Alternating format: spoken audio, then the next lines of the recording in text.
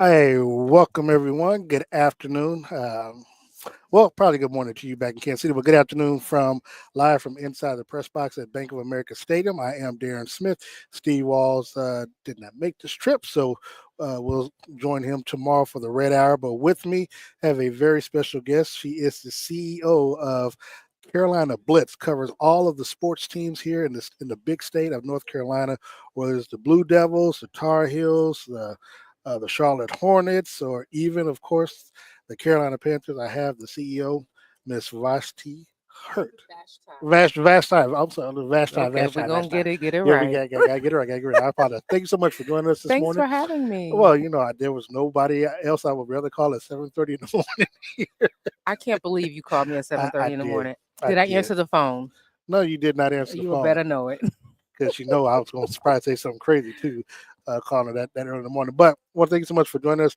Um, we're here, of course, to match up in today's game. Kansas City looks to bounce back from last week's game, their loss against the Buffalo Bills, as they take on the Carolina Panthers. Panthers are 3-7 on the season. They have gone back to their number one draft pick in Bryce Young from Andy Dalton. Vashti, for someone who was a beat reporter, covered this team throughout the year. Your take on today's matchup? Um, I think I think the Panthers would have rather have gone up against a Chiefs team that maybe coming off of a win, maybe they could sneak a win in themselves. But the Panthers have been reinvigorated, coming off of two wins, albeit to not the greatest teams, but having a bye, they're rested, winning in Germany against the Giants. I mean, this is a team that has hope now, and Bryce Young is playing with confidence. And you know, if you'd asked me about this matchup in week two, I would say it'd be a blowout.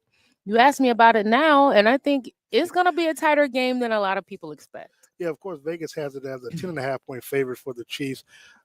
Carolina, of course, coming off an overtime win last week against the New York Giants, 2017, and the after effects of that loss, excuse me, the after effects of that win has seen Daniel Jones become unemployed. So, who They're knew the type of effect that losing to the Panthers would have had last week. Well, they're in Carolina, and I'm going to write a story about that. They're calling Bryce the Grim Reaper because if you notice, when Bryce beats teams, either their coach gets fired, Daniel Jones is now benched.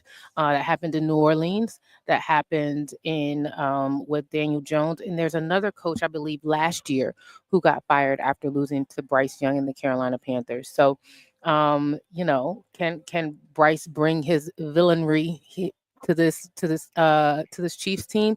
Nobody's losing their job in Kansas City, right? But I mean, if they lose to the Panthers, national media will kind of start asking questions about this your squad or the team you cover going forward. Yeah, no, and that's fair. But as Andy Reid said, when things get most grim, we call the Grim Reaper, which is Patrick Mahomes. So, No, gosh. yeah, no, that's that, Well, that's, he that's what is the man also said. leading the league in interceptions.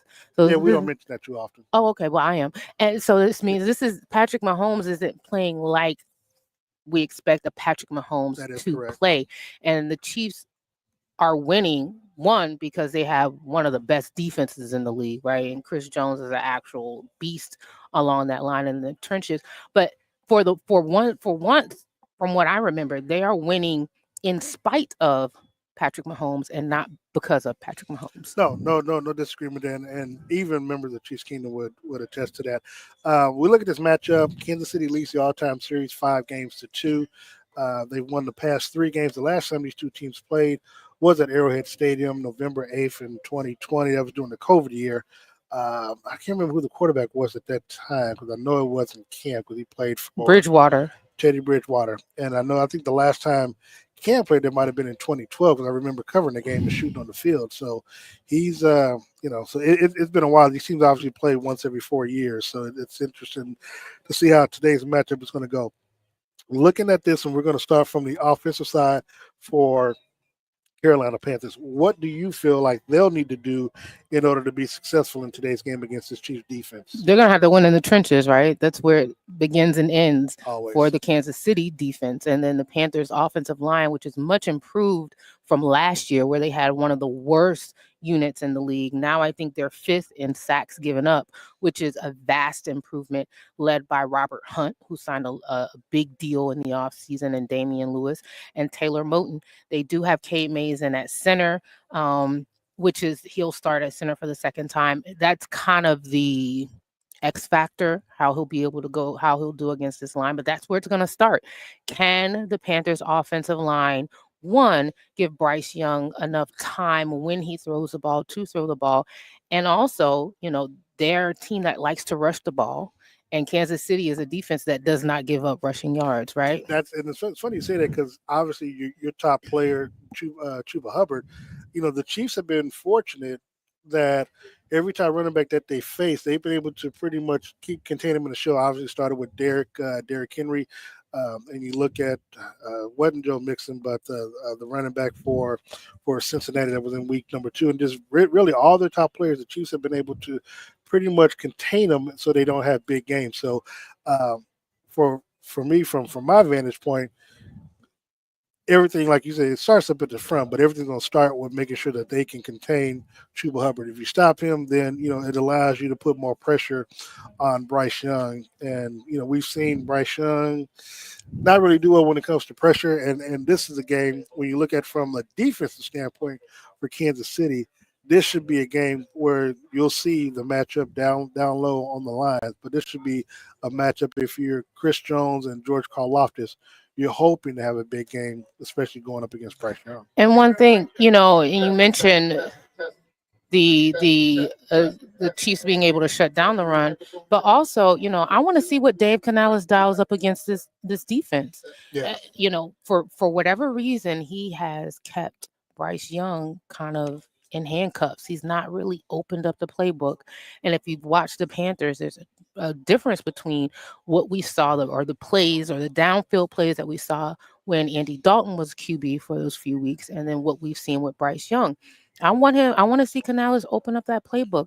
Let Bryce Young play free. Let him get the ball downfield, and maybe that'll make that'll open up the defense for the Panthers to maybe get Chuba Hubbard involved more, because you're going to have to account for that downfield threat. So, I mean, it's just as much on Canales as it is on Bryce this game right now. I want to ask you quickly, though, what was it that initially had them bench Bryce Young for Andy Dalton and then go back to him a couple of games later? Well, he wasn't playing well. It's kind of hard to. No, don't do that, because no. I'm not saying that, but what I'm saying is because look, a lot of people want to compare his situation with C.J. Stroud and others. But I tell people, I said, first of all, the owner wanted him, but may not have been the head coach at the time that wanted him, and so you get drafted or drafted to an organization that doesn't really, that from the outside look like that they didn't want you, and so they don't put you in the best situation to succeed. Now I know he's had some. Got some weapons, and I know they drafted Xavier Legette this season, for him as well.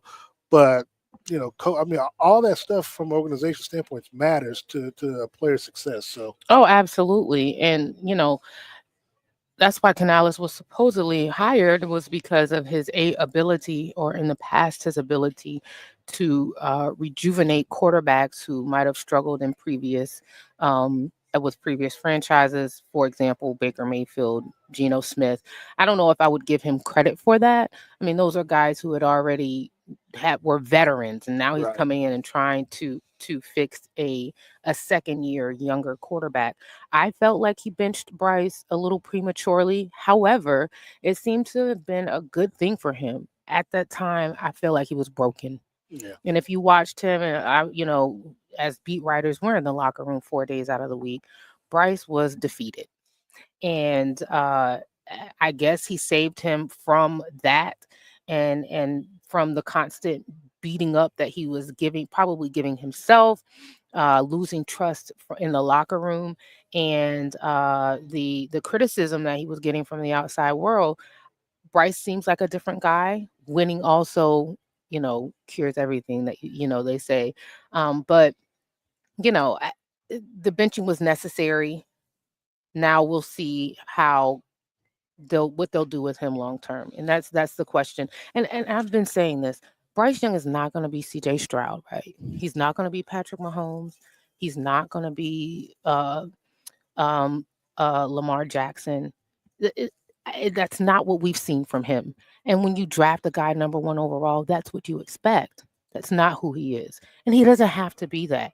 He could be a solid game manager and somebody who learns how to manage the team from an aspect where he can get the ball to the playmakers, a la a Brock Purdy in San Francisco. And if you know what you're dealing with, then now you can build your team in such a manner. So now you can beef up your playmakers, shore up your line, which is what I thought they would do in order to support Bryce and his limitations, or in order to highlight what he does well. One last thing about Bryce, how has he been able to win back over the locker room since? I don't think he lost the locker room. Okay. I think he was in jeopardy of people losing faith in him as a quarterback, but I don't think he quote unquote lost the locker room. This is a very supportive group of guys. I don't like the word cancers. I just don't like that term. I think that it's used too loosely to describe guys who just are passionate about winning. But he's not, nobody was ever like, oh, we gotta play with Bryce. That was never the vibe that I got from these guys. They want him to succeed. And if he does succeed, that's the best thing for the Panthers. So he didn't lose the locker room. I think he lost faith in himself more so than the locker room lost faith in him. All right, this is the pregame cheat sheet. Darren Smith, special guest, Miss Hurt, who covers the Carolina Panthers. We're live inside the Bank of America Stadium press box. Kansas City Chiefs take on the Carolina Panthers in about 40 minutes from kickoff. You can watch the game on your local CBS stations. Ms. Hurt, I've got to ask now from the defensive standpoint, offensive for Kansas City, how does the defense for the Carolina Panthers look to try to stop or contain Patrick Mahomes to make sure the game doesn't get out of hand? That's the tough part. I was talking to J.C. Horn and the cornerbacks, and what they both said, J.C. Horn and Mike Jackson, was that, and which we all know, Patrick Mahomes knows how to extend plays, right? So as cornerbacks, it puts more pressure on them to cover longer and be, I guess, to stay in that coverage and be disciplined in their coverage. And that's tough for those guys who may be used to covering for, let's say, maybe 10, 15 seconds. Now you got to potentially double that with Mahomes scrambling, and then also the rapport that he has with his receivers. So the cornerbacks are going to have to stay tight.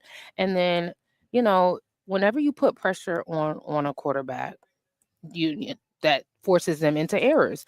And the Panthers they're not good at sacks. I don't know where they are, but they're toward the bottom of the league in sacks along that defensive line. However, DJ Wanham is back. And DJ Wanham was a guy that they signed during the offseason who they expected to pass rush opposite of Clowney. And his first game back against the Giants, he had a sack, a TFL, a forced fumble. I'm just throwing out some numbers, but I'm pretty close on those.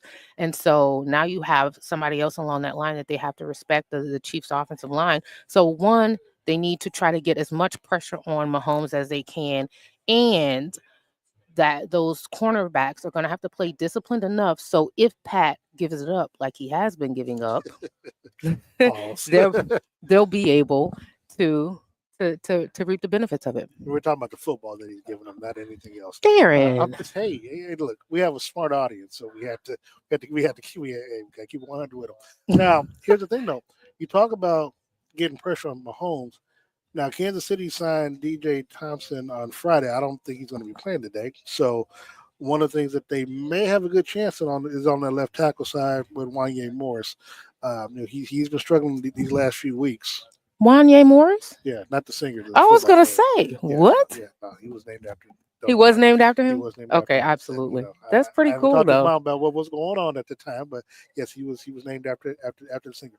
But when we look at it, he's been having problems these last 3 weeks as it relates to protecting Mahomes, and so that's one of the reasons why you talk about Mahomes extended plays. Is like at most times he hikes the ball, he's already out the pocket because he's feeling the heat. So if anything, if David Clowney, if this is a game for him to get pressure, this will be the game because of the tackle situation in Kansas City. Now, you look at what Kansas City really didn't execute well against Buffalo last week that they're probably going to try to focus on is getting more out of Travis Kelsey and DeAndre Hopkins in Mm. today's game. I think Kelsey only had 2 catches for 8 yards last week. I think Hopkins might have one to three catches. I can't remember what it was. 1 to 3 catches in last week's game against Buffalo. So it was more an emphasis on Xavier Worthy. I do think that they still try to get him involved in today's game, but I look for Patrick to have a big passing game today. And as Andy said, coming off of last week's game, that they didn't call plays as well as they should have, and they got away from the run. So I do think that they'll get a decent dose of Kareem Hunt, knowing that you're getting Isaiah Pacheco back within the next week or so. Well, I mean, there's defending champions for a reason, right? Uh, You named a lot of weapons right there. Oh, and I have more I could have named, Oh but gosh. but I'm just trying to keep it. Hey, there's a lot of red in the stadium. Yes, and I would actually flip the camera around the webcam. Uh, yeah, Chiefs Kingdom travel. They travel well. I, Um, in walking to the stadium, I tweeted out. I said, they're gonna be. It's gonna be. It looks like it'll be similar to maybe a Chiefs home game by the time the game starts, which well, you'll know. So when they do this, when they do the national anthem, and they get to the home of the Brave part, when you hear Chiefs, you'll hear Chiefs instead of Brave, and you'll get a gauge of just how many Chiefs fans are here by the fact that you won't hear that part. So it's essentially a takeover, another Well, takeover game. we'll see what the home team has to say about that by the end, right? Oh well, And the Panthers, to speak on, the Panthers have their throwback end zones. If you're a Panthers fan, this brings back the nostalgia from the early 2000s, and then the all black unis, which I feel like the Panthers have the best color combination in the league. That process blue, nothing much is touching that with that black. So yeah. before we get out of here, your X factor, your number one X factor that you feel is going to take for Carolina to win this game. Uh, down the field execution. I think that they're gonna have to. I like to see chunk plays Mm. offensively. Bryce is gonna have to throw the ball deep, and I'm talking about 25 plus yards. He's gonna have to connect with guys like Xavier. I don't want him to. Will the offensive line be able to hold up that long? I think so. That's the question, right? Against that good defensive line, that's the thing I said in the trenches. If they can hold up long enough, then yeah. Your wide receivers. I mean, outside of Leggett, I know you have Adam Thielen. How have they been this season as it relates to Well, production? Thielen has been hurt. This is his first game back in what since the Vegas game. And so that's another thing. I hope that Bryce doesn't become reliant on Thielen, who was his sure guy. I'm sorry, they're playing Kendrick Lamar's no TV, and it's throwing me because I want to dance on the air, but I'm not gonna do it. But yeah, Adam Thielen has not been playing, so he's back. Jalen Coker is inactive, and Jalen Coker's quickly become a fan favorite as a young receiver. So Adam Thielen adds that other aspect, but I don't want Bryce to be pigeonholed on Adam Thielen because Adam is not going to stretch the field. I want him to stretch the field, and that's going to be a key. Any particular player outside of who you just mentioned that Chiefs fans might want to keep an eye on, either offense or defense, that could J.C. Horn. J.C. Horn. He's going to get him one a day, or at least he hopes he is. I mean, well, I know Xavier Woods also looking for his, his 13th career interception. So J.C. hasn't really had many. He's been itching for one. is it more so teams just don't throw this direction, or They haven't been thrown to him, but I mean, he was the truth coming out of college. So yeah, so they respect him. Yeah. But they haven't really been thrown to him, so maybe he can benefit. Well, for me, I think X factor for Kansas City. Literally, I think it's going to be the left tackle Wanya Morris because I think this will be probably his last game starting with the signing of DJ Thompson on Friday. So, there's only so much that you can have put on film. And if this is going to be your last game starting, how do you kind of go out in style, so to speak? Can give the team reason to continue to have confidence in you to bring you in spells, as DJ Thompson kind of gets up to speed with the offense. And plus, I mean, you don't want to keep having Patrick Mahomes worry about his blind side. So I think, when you're going up against Jadeveon Clowney, who I've seen, since his high school days, I have a lot of respect for. And of course, when he was with Houston and some of the teams in Kansas, the Ravens, that they played against, I know what he can do against someone who is not up to par, at that tackle position. So, to me, I think this is going to be another big challenge for him today. And this, to show his worth, show his mettle, I think he needs to have a decent show and make sure he doesn't give up a lot of pressures. Definitely don't give up any sacks or any blindside hits that Mahomes has to be concerned about. And then if he does that, give Patrick Mahomes time. I think that'll help with Patrick extending plays or getting the ball down the field on his end to some of the receivers and tight ends as well. So, your prediction for today's game? I really don't like doing predictions. I know But you I'm not. don't. I mean, I'm gonna. I think Kansas City wins this game. I'd be a fool to bet against For real? the defending champion. Betting is legal here in North Carolina. I found out. Betting is legal here in North Carolina. It just became legal in March. Really? Well, Yeah. we just passed it in Missouri, so I'm definitely. Yeah, it just came legal. So I think it'll be closer, maybe 23-27. Maybe not even that high, but yeah. So Carolina covers. They're 10.5 underdogs is what I'm asking. I guess I'm still not familiar with the verbiage. Stay away from it. Okay, I know. That's what I'm trying to do. They're trying to suck me in, and I'm like, I don't want to get too involved because I don't want to get addicted to it. Referral link. Sign up. We both. See what I'm saying? See, no, you told me to stay away from it. Now you want to send me a referral link. I was about that. I want you to get it. No, I want this free cash. Yes, we are deep when it comes to this stuff. I got Kansas City winning. I do actually think that they cover the. First of all, they kind of have to, because they need it for their sake in the fact that they gave up 30 points for the first time in almost 3 years last week against Buffalo, and as a team that you've been kind of struggling. You've put points on the board, but it hasn't really looked like a come out type, like a two-time defensive, like a strong offensive show when you've got supposedly the best quarterback in the business, the best tight end. You got, one of the best wide receivers in Xavier. You've got the fastest wide receiver in Xavier Worthy. You need to show why, as you prepare and get closer to the playoffs, why teams should be afraid to come to Arrowhead Stadium, or if the Chiefs had to go on the road, that offense can travel wherever it goes. So I like Kansas City 31-10 in this ball game. Oh. Yeah. I mean, I gotta keep it 100. Okay.